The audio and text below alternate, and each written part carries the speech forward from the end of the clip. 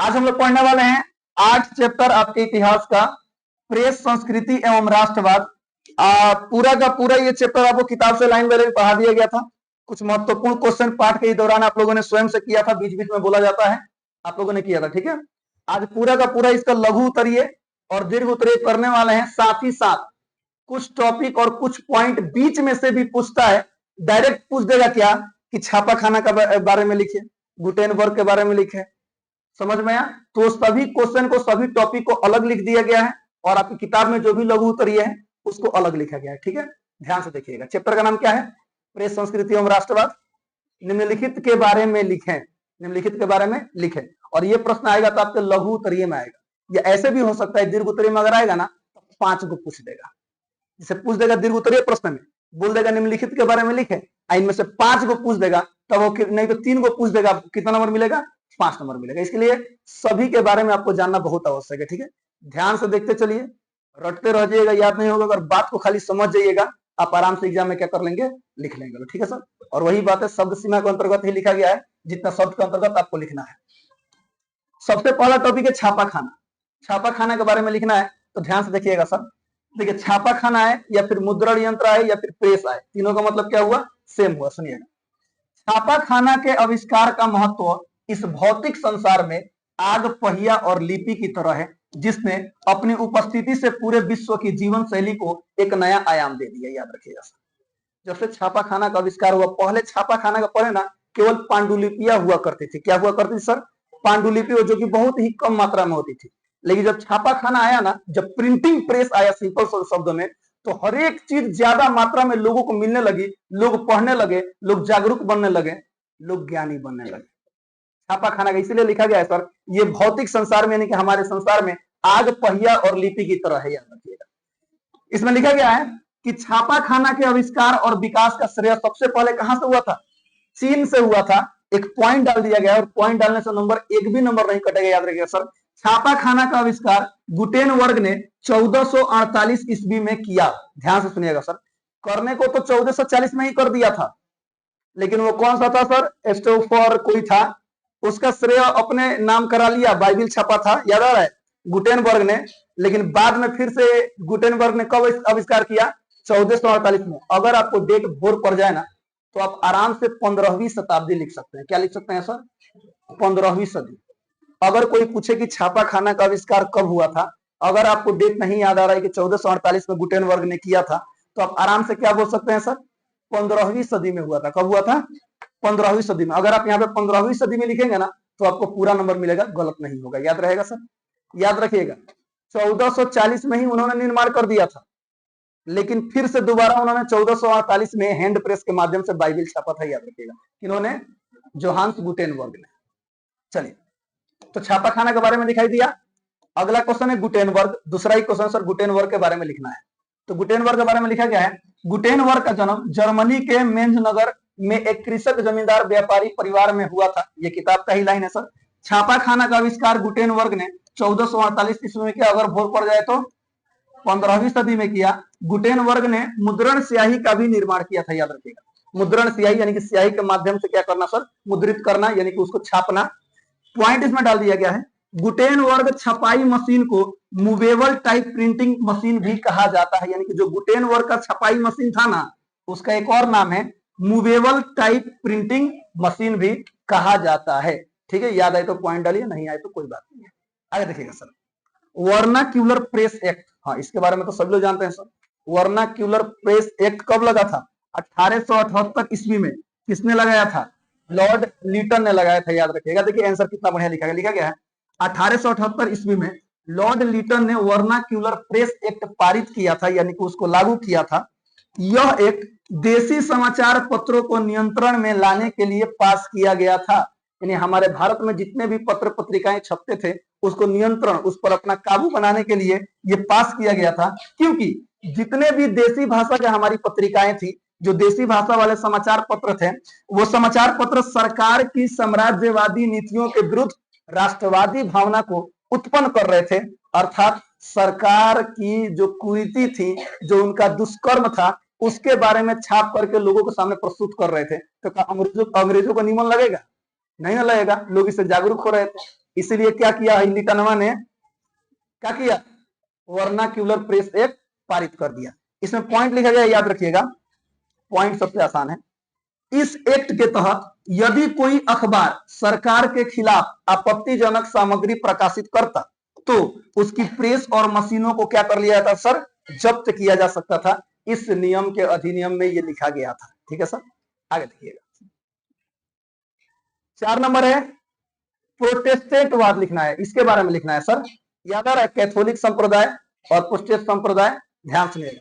तो क्वेश्चन है कि मतलब प्रोटेस्टेंटवाद के बारे में लिखना है, ध्यान दीजिएगा। मार्टिन लूथर के लेख के व्यापक प्रभाव से रोमन कैथोलिक चर्च में विभाजन हो गया। जो रोमन कैथोलिक चर्च था ना, उसमें क्या हो गया, विभाजन हो गया। अब विभाजन हुआ तो दो गो वर्ग बट गया। कोई गो वर्ग बट गया, दो गो। ये वो कौन सा बटा था, प्रोटेस्टेंटवाद, और ये कौन सा बटा था, कैथोलिक। देखिएगा ध्यान से, लूथर ने यानी कि मार्टिन लूथर ने ईसाई धर्म की नई व्याख्या प्रस्तुत की। उसके समर्थक प्रोटेस्टेंट कहलाए। धीरे धीरे प्रोटेस्टेंट संप्रदाय ईसाई धर्म का प्रमुख संप्रदाय बन गया। याद रखिएगा सर, आगे लिखा गया है, एक पॉइंट लिखा गया है, प्रोटेस्टेंटवाद यह मानता था कि चर्च के रोमन कैथोलिक समुदाय में बुराई तथा भ्रष्टाचार व्याप्त है, अतः चर्च में सुधार की आवश्यकता है। याद रखिएगा। अगला है रेशम मार्ग, बहुत इंपॉर्टेंट क्वेश्चन है सर। रेशम मार्ग आपके लघु उत्तरीय में आ सकता है, याद रखिएगा सर। अगर ये लाइन अगर भोर पड़ जाए ना, समरकंद पार्सिया सीरिया मार्ग को ही रेशम मार्ग कहा जाता है, आप ऐसे याद रखिएगा सर। एशिया और यूरोप को जोड़ने वाला जो व्यापारिक मार्ग था, उसको कौन सा मार्ग कहा जाता है, रेशम मार्ग कहा जाता है। याद रखिएगा, आसान है। एशिया और यूरोप को जोड़ने वाला जो व्यापारिक मार्ग था, यानी जिस मार्ग से व्यापार किए जाते थे, उसे कौन सा मार्ग कहा जाता है, रेशम मार्ग। लेकिन यहां पर लिखा गया है, याद रखिएगा, समरकंद पार्सिया सीरिया मार्ग को ही क्या कहा जाता है, रेशम मार्ग कहा जाता था। यह एशिया से यूरोप पहुंचने का व्यापारियों का क्या था, मार्ग था, मैंने अभी बताया था। आगे देखिए, पॉइंट लिखा गया है, इसी रेशम मार्ग से 11वीं शताब्दी में चीन से कागज कहां पहुंचा था, यूरोप पहुंचा था 11वीं शताब्दी में। कौन शताब्दी में, 11वीं शताब्दी में। याद रखिएगा, इसलिए चीन को श्रेय जाता है इसके क्षेत्र में सबसे पहला। अगला टॉपिक है सर सैयद अहमद। सर सैयद अहमद के बारे में लिखना है। अलीगढ़ आंदोलन, याद रखिएगा, कौन सा आंदोलन, अलीगढ़ आंदोलन जब भी आएगा वहां पर सर सैयद अहमद का नाम आएगा। लिखा गया है, सर सैयद अहमद अलीगढ़ आंदोलन के प्रणेता थे। प्रणेता का मतलब इन्होंने ही वहां का आंदोलन शुरुआत किया था। मुस्लिमों के बीच शिक्षा का प्रसार करने में इनका बहुत ही महत्वपूर्ण योगदान रहा। किनका, सर सैयद अहमद खान का मुस्लिमों के शिक्षा प्रसार में यानी मुस्लिमों को जागरूक करने में इनका बहुत ही महत्वपूर्ण योगदान रहा। पॉइंट लिखा गया है, सर सैयद अहमद खान जैसे शिक्षाविद यानी कि एक शिक्षाविद थे, यानी पढ़े लिखे व्यक्ति थे, और सुधारकों ने उर्दू प्रेस को बढ़ावा दिया। किसको बढ़ावा दिया था, उर्दू प्रेस को बढ़ावा दिया। कि कैसे कैसे लोग, तो सर सैयद अहमद खान जैसे लोग। अगला टॉपिक है यंग इंडिया। ठीक है सर, ध्यान दीजिएगा। यंग इंडिया नामक पत्र का संपादन महात्मा गांधी के द्वारा उनके विचारों एवं राष्ट्रवादी आंदोलनों का प्रचार करने के लिए किया गया था। इस पत्र के माध्यम से गांधी जी ने सरकार को अपने राजनीतिक दर्शन एवं राजनीतिक कार्यक्रमों से अवगत कराया तथा भारतीयों को एक बड़े आंदोलन के लिए क्या किया, प्रशिक्षित किया, यानी कि पढ़ाया लिखाया, यानी लोगों को जागरूक किया। यंग इंडिया एक पत्रिका था जो कौन छापते थे, यानी कौन लिखते थे, महात्मा गांधी उसमें अपना लेख लिखते थे। याद रखिएगा, यंग इंडिया की शुरुआत पता है 1911 में हो गया था, लेकिन 1919 में महात्मा गांधी उसमें लिखना शुरू किए थे। याद रखिएगा, ठीक है। चलिए, हाँ, अगला टॉपिक है मराठा। मराठा किस भाषा में छपा था, अंग्रेजी भाषा में छपता था। याद रखिएगा, ध्यान दीजिएगा, किताब में पढ़ाया गया था। लिखा गया है, मराठा नामक समाचार पत्र का प्रकाशन अंग्रेजी भाषा में 1881 ईस्वी में बंबई से हुआ। याद रखें, बताइए तो, मराठा नामक क्या था पहले, ये समाचार पत्र था। किस भाषा में प्रकाशन हुआ, अंग्रेजी में हुआ। कहां से हुआ था, मुंबई में हुआ था। इसका संपादन बाल गंगाधर तिलक ने किया था। मराठा जो पत्रिका था, जो समाचार पत्र था, इसका संपादन किन्होंने किया था, बाल गंगाधर तिलक जी ने किया था। यह पत्र उग्रवादी विचारों उग्र राष्ट्रवादी विचारों से प्रभावित था तथा इसका जनमानस पर व्यापक प्रभाव पड़ा। अर्थात जितने भी लोग थे, राष्ट्रवादी लोग थे, जो हमारी भारत के लोग थे, उन पर इसका बहुत ही व्यापक प्रभाव पड़ा, मराठा समाचार पत्र का। याद रखिएगा। सबसे लास्ट है बाइबिल। बाइबिल के बारे में देखिए सर, किताब के अनुसार ही लिखना है, याद रखिएगा। लिखा गया है बाइबिल ईसाइयों का पवित्र धर्म ग्रंथ है, याद रखिएगा सर। हिंदू के लिए कौन सा है? भागवत गीता रामायण। मुसलमानों के लिए कौन सा है? कुरान। उसी तरह से सिख धर्म के लिए कौन सा है? कौन सा है? सॉरी, ईसाइयों के लिए कौन सा है? बाइबिल है। और सिख धर्म के लिए कौन सा है? गुरु ग्रंथ साहिब है। कौन सा है? गुरु ग्रंथ साहिब है, याद रखिएगा। ये सभी धार्मिक ग्रंथ है, हमारे 4 धर्मों के अलग अलग नाम है, मतलब ग्रंथों के नाम है, याद रखिएगा। तो बाइबिल ईसाइयों का पवित्र धर्म ग्रंथ है। गुटेनबर्ग प्रेस में जो पहली पुस्तक छपी वह ईसाई धर्म ग्रंथ बाइबिल ही थी, याद रखिएगा। जो गुटेनबर्ग ने पहला जो किताब छापा था वो कौन सा किताब था? बाइबिल ही था। चूंकि किताब के अनुसार, तो इसलिए किताब का बात इसमें लिखा गया है, पॉइंट लिखा गया है सर। गुटेनबर्ग ने मुद्रण एवं हैंड प्रेस का विकास कर 36 लाइन में बाइबिल को 1448 ईस्वी में छापा। कब छापा था सर? 1448 ईस्वी में। कितने लाइन की थी? 36 लाइन की थी। कितने लाइन की थी? 36 लाइन की थी, याद रहेगा। तो ये सभी के सभी प्रश्न आपके लघु उत्तरीय में पूछा जा सकता है। डायरेक्ट दे देगा कि बाइबिल के बारे में लिखे, गुटेनबर्ग के बारे में लिखे, सर सैयद अहमद खान के बारे में लिखे, तो आप इतना लिख कर आएंगे, आपको पूरा में पूरा नंबर मिलेगा। और जिस तरह से लिखा गया है ठीक उसी तरह से लिखना है, ठीक है सर। इसमें आपकी किताब में ज्यादा प्रश्न नहीं है सर। लघु उत्तरीय 5 गो है और दीर्घ उत्तरीय भी कई गो है, 5 गो है, ध्यान से देखिए। ओके, पहला क्वेश्चन है लघु उत्तरीय, गुटेनबर्ग ने मुद्रण यंत्र का विकास कैसे किया? क्वेश्चन समझिए, गुटेनबर्ग ने मुद्रण यंत्र का विकास कैसे किया, या ये भी पूछ सकता है छपाई मशीन का विकास कैसे किया, या प्रिंटिंग प्रेस का विकास कैसे किया। बात समझ में आया? तीनों का मतलब क्या है? सेम है। आंसर देखिएगा सर। गुटेनबर्ग ने मुद्रण यंत्र का विकास 1448 ईस्वी में किया, 15वीं शताब्दी में किया। और घोर प्रगति तक का सुनिएगा, उन्होंने जैतून पेरने की मशीन को आधार बनाकर, याद रखिएगा, जैतून पेरने की मशीन को आधार बनाकर उसने प्रिंटिंग प्रेस का विकास किया। किसका विकास किया सर? प्रिंटिंग प्रेस का विकास किया, याद रखिएगा, ठीक है। जिसने पुस्तक छपाई को तेज और सस्ता बना दिया। जाहिर सी बात है सर, छपाई यंत्र मशीन बन गया तो पुस्तक तो छपेगी ही, और जब पुस्तक छपेगी, ज्यादा छपेगी, तो लोग पढ़ने के लिए तो एक्टिव है नहीं है, उसको पढ़वे करेंगे, खरीदवे करेंगे। सुनिएगा, इससे ज्ञान का प्रसार हुआ और यूरोप में शिक्षा व विचारों का विकास हुआ। यह प्रेस क्रांति का आधार बना। आप इसको पॉइंट में भी लिख सकते हैं। यह प्रेस यानी कि जो मुद्रण क्रांति था, किसका आधार बना? यानी क्रांति का आधार बना, याद रखिएगा, ठीक है सर। यह है गुटेनबर्ग ने मुद्रण यंत्र का विकास कैसे किया। क्वेश्चन ये पूछा था, इसलिए इसमें लिख दिया, जैतून पेरने की मशीन का आधार बनाकर उसने प्रिंटिंग प्रेस का विकास किया था। ये क्वेश्चन ऑब्जेक्टिव में पूछ सकता है, याद रखिए। क्वेश्चन नंबर 2, छापा खाना यूरोप में कैसे पहुंचा? शुरुआत कहां से हुआ था? चीन से। क्वेश्चन क्या पूछा है? छापा खाना यूरोप में कैसे पहुंचा? ध्यान से देखिएगा सर। लिखा गया है छापा खाना चीन से रेशम मार्ग के माध्यम से यूरोप में पहुंचा, याद रखिएगा। छापा खाना चीन से रेशम मार्ग के माध्यम से कहां पहुंचा? यूरोप पहुंचा, ठीक है सर। आगे देखिएगा, सबसे पहले 11वीं शताब्दी में कागज यूरोप पहुंचा था। कब पहुंचा था? 11वीं शताब्दी में कागज यूरोप पहुंचा था। जिसके बाद 1295 में मार्को पोलो ने चीन से लकड़ी के ठप्पो, जिसको वुड ब्लॉक भी कहा जाता है, पर छपाई की तकनीक लाई। बाद में 1448 फिर आ गया, देखिएगा ध्यान से। 1448 में जर्मनी के योहान गुटेनबर्ग ने इसे और बेहतर बनाते हुए चल टाइप वाली, चल यानी मूवेबल, उसी को बोला जाता है, ठीक है, चल यानी मूवेबल, मूव करने वाला, सुनिएगा, चल टाइप वाली प्रिंटिंग प्रेस का आविष्कार किया, जिससे यूरोप में छपाई का काम तेजी से बढ़ा। क्वेश्चन समझिएगा, क्वेश्चन क्या था सर कि छापा खाना यूरोप में कैसे पहुंचा। शुरुआत होती है 11वीं शताब्दी से। कब होती है सर? 11वीं शताब्दी है, फिर 1295 में पहुंचता है, फिर अंत में जाकर के 1448 से पूरी तरह से यूरोप में क्या हो जाता है सर? विकसित हो जाता है, फैल जाता है, ठीक है। चलिए अगला क्वेश्चन है, इंक्विजिशन से आप क्या समझते हैं? इसकी जरूरत क्यों पड़ी? बहुत बढ़िया क्वेश्चन है, याद रखिएगा। इंक्विजिशन, जो ऊपर प्रोटेस्टेंट पढ़े थे ना, कैथोलिक चर्च, उसी संबंधित है इंक्विजिशन, याद रखिएगा। देखिए, इंक्विजिशन कैथोलिक चर्च द्वारा स्थापित एक धार्मिक न्यायालय था, याद रखिएगा सर।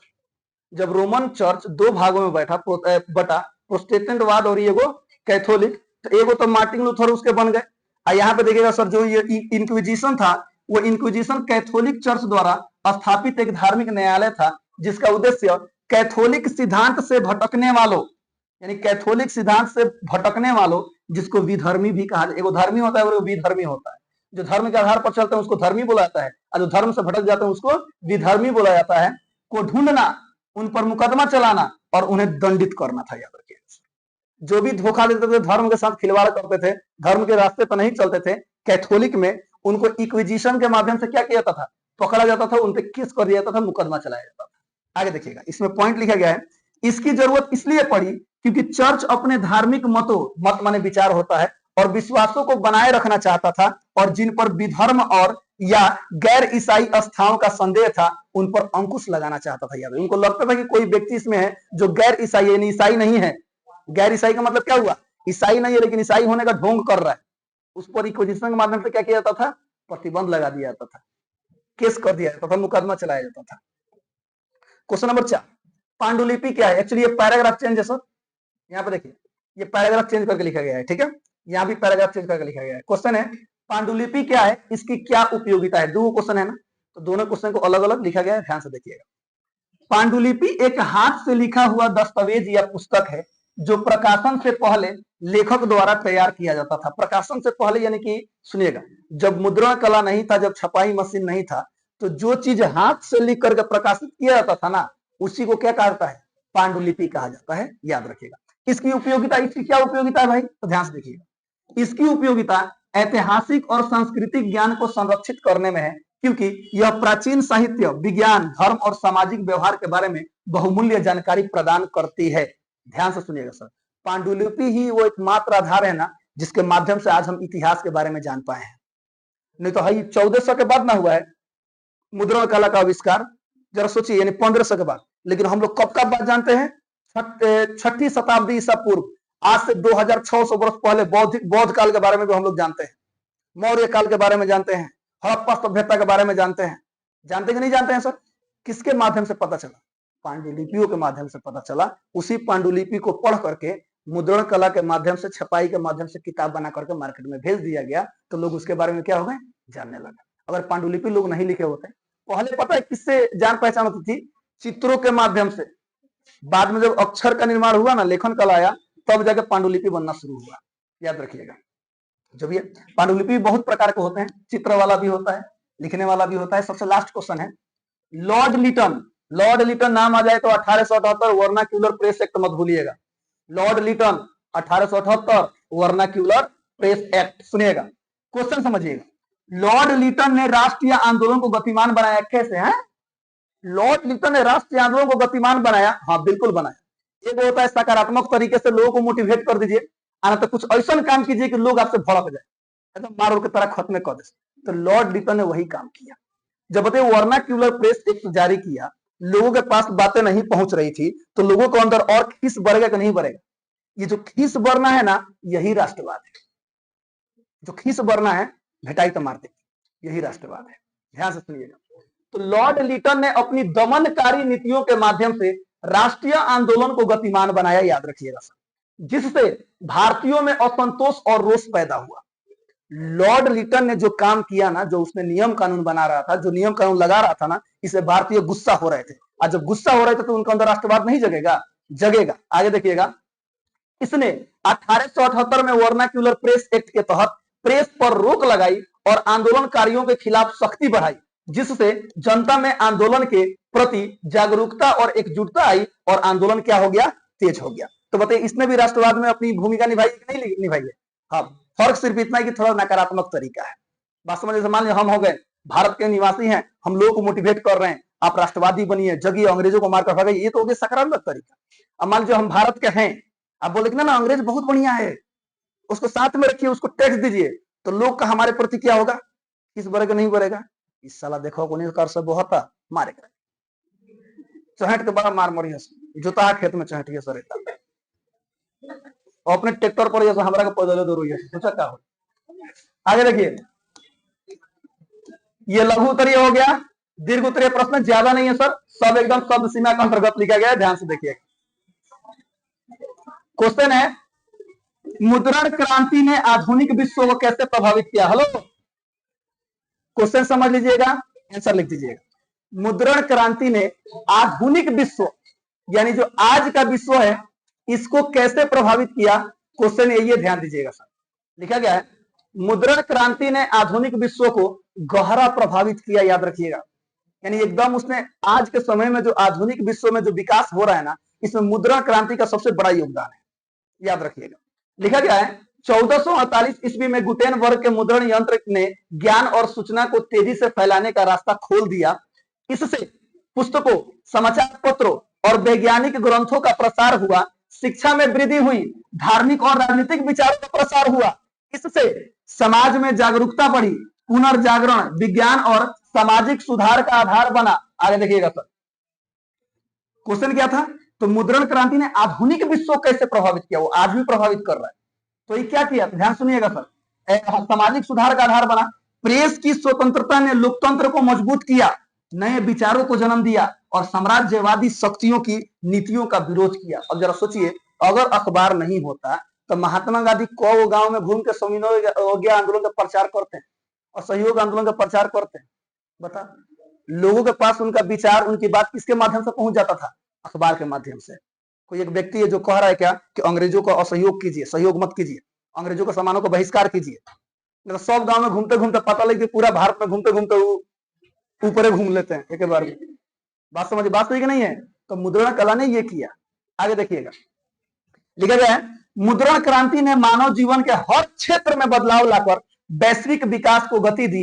यह आधुनिक युग का मुख्य स्तंभ बना। आधुनिक युग का मुख्य स्तंभ आज के भी समय में सर मीडिया जो है, प्रिंटिंग है, कौन सा स्तंभ है? चौथा स्तंभ है किसी भी लोकतांत्रिक देश का, याद रखिएगा। चलिए क्वेश्चन नंबर 2, 19वीं सदी में भारत में प्रेस के विकास को रेखांकित करें। 19वीं सदी में यानी 1800 के बाद, याद रखिएगा। भारत में प्रेस कैसे विकसित हुआ इसको बताना है, भारत में कैसे हुआ ये बताना है, ध्यान दीजिएगा। 19वीं सदी में भारत में प्रेस का विकास महत्वपूर्ण रहा है। इस दौरान अंग्रेजी सरकार ने प्रेस पर कई नियंत्रण लगाने के बाद भी, यानी कि अंग्रेजी सरकार द्वारा प्रेस पर बहुत सारे नियंत्रण लगाए गए, इसके बाद भी समाचार पत्रों की संख्या में वृद्धि हुई। बंगाली, हिंदी और अन्य भाषाओं में समाचार पत्र प्रकाशित होने लगे। 1823 में लाइसेंस कानून बना, जबकि 1867 में पंजीकरण अधिनियम भी लागू हुआ। आगे देखिएगा, प्रेस ने सामाजिक और राजनीतिक जागरूकता फैलाई, ब्रिटिश शासन की आलोचना की। ब्रिटिश शासन की आलोचना यानी किसी दूसरे देश का व्यक्ति हमारे यहाँ पर राज कर रहा है, सुनिएगा, आलोचना की और राष्ट्रीय चेतना को जगाया। स्वतंत्रता संग्राम के दौरान प्रेस ने आंदोलनों को प्रचारित कर जनता को जोड़ने का कार्य किया। जनता को जोड़ने का कौन कार्य किया? प्रेस, अखबारें न था, पत्रिके न था। जैसे मैंने एग्जाम्पल दिया था, महात्मा गांधी अपना विचार कहां कहां जाकर सुनाते, उनके विचार किसके माध्यम से लोग पढ़ते थे? अखबारों के माध्यम से पढ़ते थे। आगे देखिएगा, पैराग्राफ चेंज है। 19वीं सदी भारतीय प्रेस की स्वतंत्रता और सक्रियता का काल माना जाता है, याद रखिएगा सर। जो 19वीं सदी था ना, वो भारतीय स्वतंत्रता और सक्रियता यानी लोगों में ज्यादा मात्रा में राष्ट्रवाद की भावना जगी, ये काल माना जाता है, जिसने बाद में स्वतंत्रता आंदोलन को क्या दी? मजबूती दी, जिससे लोग राष्ट्रवादी बने और वाकई में स्वतंत्रता आंदोलन चलाए जाने लगे, ढेर सारे चलाए जाने लगे, भारत के कोने कोने में चलाए जाने लगे। तो अंत में अंग्रेज डर गए और 1947 में पूर्णतः क्या हो गए? भाग गए। क्वेश्चन नंबर 3, भारतीय प्रेस की विशेषताओं को लिखे। बहुत इंपॉर्टेंट क्वेश्चन है, आपके एग्जाम में आता है, ठीक है सर। भारतीय प्रेस की क्या विशेषता है, ध्यान दीजिएगा। भारतीय प्रेस स्वतंत्रता संग्राम का सशक्त माध्यम रही है, याद रखिएगा। जो भारतीय प्रेस है, आधुनिक हिसाब से नहीं सर, जो किताब है उसी के हिसाब से लिखा गया है। जो भारतीय प्रेस है वो स्वतंत्रता संग्राम का सशक्त माध्यम रही है, जिसने सामाजिक और राजनीतिक जागरूकता फैलाई है। क्या फैलाई है सर? सामाजिक और राजनीतिक जागरूकता फैलाई है। भारतीय प्रेस विभिन्न भाषाओं में प्रकाशित होती है, जिससे व्यापक जनसमूह तक संदेश पहुंचता है। ये आप यहाँ पे था भी लिख सकते हैं, लेकिन है अभी भी तो वही ना है सर। यह सामाजिक सुधारों का पक्षधर रही और असमानताओं के खिलाफ आवाज उठाई। असमानताओं के खिलाफ आवाज उठाई यानी कि सभी लोग, सभी भारतीयों को एक सूत्र में बांधने का काम किया। आगे देखिएगा, प्रेस ने ब्रिटिश शासकों के विरुद्ध एकजुटता और राष्ट्र भावना को मजबूत किया। इसके माध्यम से जनता में शिक्षा, जागरूकता तथा राष्ट्रीय चेतना बढ़ी। भारतीय प्रेस ने सृजनात्मक आलोचना की और लोकतंत्र को मजबूत करने में अपनी भूमिका निभाई, महत्वपूर्ण भूमिका निभाई। यह जनहित, और जनहित का मतलब होता है हमारा हित, हमारा हित का मतलब क्या होता है? हमारी भलाई। ये जनहित और स्वतंत्रता के लिए प्रतिबद्ध है, जो भारत की विविधता और परंपराओं को भी क्या करती है सर? दर्शाती है। यह है हमारे भारतीय प्रेस की महत्वपूर्ण भूमिका, जिसने स्वतंत्रता संग्राम में तो अपना योगदान दिया ही दिया, भारत को आजाद कराने में भी अपना योगदान दिया और आज भी विश्व को आगे बढ़ाने में, भारत को बड़े बड़े देशों में शामिल करने में, भारत को विकसित करने में अपना योगदान दे रहा है। कौन? Press media. आगे देखिए क्वेश्चन नंबर 4, राष्ट्रीय आंदोलन को भारतीय प्रेस ने कैसे प्रभावित किया? अब ये क्वेश्चन पूछता है कि जो राष्ट्रीय आंदोलन हमारे भारत में चल रहा था उसको भारतीय प्रेस ने कैसे मतलब प्रभावित किया? क्वेश्चन समझिएगा, आंसर देखिए। राष्ट्रीय आंदोलन में भारतीय प्रेस ने महत्वपूर्ण भूमिका निभाई। पहले का लाइन तो भाई सभी लोग लिख लीजिएगा।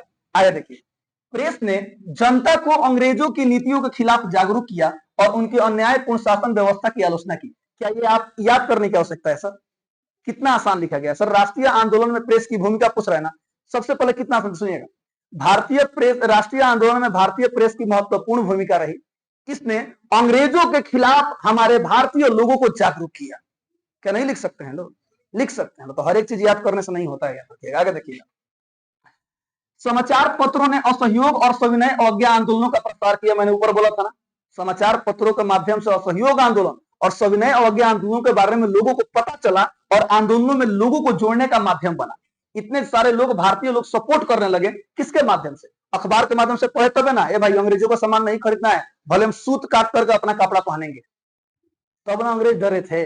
आगे देखिएगा, प्रेस ने नेताओं के विचारों को फैलाया और स्वतंत्रता संग्राम में जनता की भागीदारी बढ़ाई। यह आंदोलन की आवाज बनी जिससे अंग्रेज सरकार पर दबाव पड़ा। प्रेस की सक्रियता ने राष्ट्रीय एकता को मजबूती दी और स्वतंत्रता प्राप्ति की दिशा को क्या किया? तेज किया। और अंततः भारत क्या हुआ सर? आजाद हुआ। भारत माता की जय। क्वेश्चन सबसे लास्ट एंड फास्ट, ध्यान से देखिएगा सर। लिखा गया है, मुद्रण यंत्र प्रिंटिंग प्रेस की विकास यात्रा को रेखांकित करें। यानी विकास यात्रा का मतलब हुआ वो कैसे धीरे धीरे विकसित हुआ, इसके बारे में बताना है। यह आधुनिक स्वरूप में कैसे पहुंचा? सुनिएगा, यह आधुनिक स्वरूप में कैसे पहुंचा? आंसर देखिएगा सर। लिखा गया है, मुद्रण यंत्र की विकास यात्रा बड़ी रोचक रही है सर। प्रारंभ में पुस्तकों की हस्तलिखित पांडुलिपियां ही उपलब्ध थी। शुरू में बताइए क्या उपलब्ध था? केवल पांडुलिपियां ही ना था जो हाथों से लिखा जाता था। किससे लिखा जाता था? हाथों से लिखा जाता था। आगे देखिएगा, 15वीं सदी में जर्मनी के जोहान्स गुटेनबर्ग ने पहले चलित मुद्रण यंत्र का आविष्कार किया जिससे छपाई तेज और सरल हो गई। छपाई तेज यानी कि लोगों के पास ज्यादा छप करके पहुंचने लगा। और क्या क्या सरल हो गया सर? हाँ सर, छपाई तेज हो गई और लोगों के पास पहुंचना यानी किताबें पहुंचना एकदम सरल बन गया। इसके बाद यूरोप में यह तकनीक फैल गई। क्या हुई सर? यूरोप में यानी 15वीं शताब्दी के बाद यह तकनीक क्या हुई? पूरी तरह से फैल गई। आगे देखिएगा, औद्योगिक क्रांति के साथ भाप और बिजली से चलने वाले यंत्र भी बने। याद रखिएगा 1750, याद आ रहा है? यानी कि औद्योगिक क्रांति के साथ भाप और बिजली से चलने वाले यंत्र बने जिससे छपाई की गुणवत्ता और गति बढ़ गई। 19वीं से 20वीं सदी में ऑटोमेटिक प्रेस व द्विरंगीय छपाई का विकास हुआ। आज डिजिटल टेक्नोलॉजी, कंप्यूटर और अत्याधुनिक लेजर प्रिंटिंग प्रिंटिंग करा कुछ छाप के निकाल देला, तो लोग नोट्स दिया जाता है। आगे देखिएगा, ने मुद्रण को त्वरित किया यानी गतिमान बनाया, सस्ता और विश्व स्तरीय बना दिया है। इस प्रकार मुद्रण यंत्र आदि काल से लेकर के यानी प्राचीन काल से लेकर, प्राचीन ना भाई, आदि काल से लेकर के और आधुनिक युग तक सतत प्रगति करता रहा है। इस तरह से 8वां लेसन का पूरा क्वेश्चन सब क्या होता है? समाप्त होता है। तो सभी लोग होमवर्क सुन लीजिए। ये 8वां लेसन का प्रत्येक क्वेश्चन सर जितना लिखवाएगा ना, जितना पढ़ाया गया आज, पूरा का पूरा लाइन बाय लाइन लिख लीजिएगा। कल तो चेक होके करेगा। और 7वां लेसन भी जिन लोगों ने कंप्लीट नहीं किया कर लीजिएगा। 6वां लेसन भी कंप्लीट कर लीजिएगा। 5वां लेसन, चौथा लेसन, तीसरा लेसन, दूसरा लेसन, मेरा सभी लेसन, ठीक है सर। कॉपी में रहेगा तो रिवीजन के लिए आसान होगा। ओके, तो आज के लिए इतना ही। हंसते रहे, मुस्कुराते रहे, गाते रहे, गुनगुनाते रहे और हमेशा खुश रहिए। मिलते हैं कल इसी क्लास में यहीं पर। तब तक के लिए जय हिंद।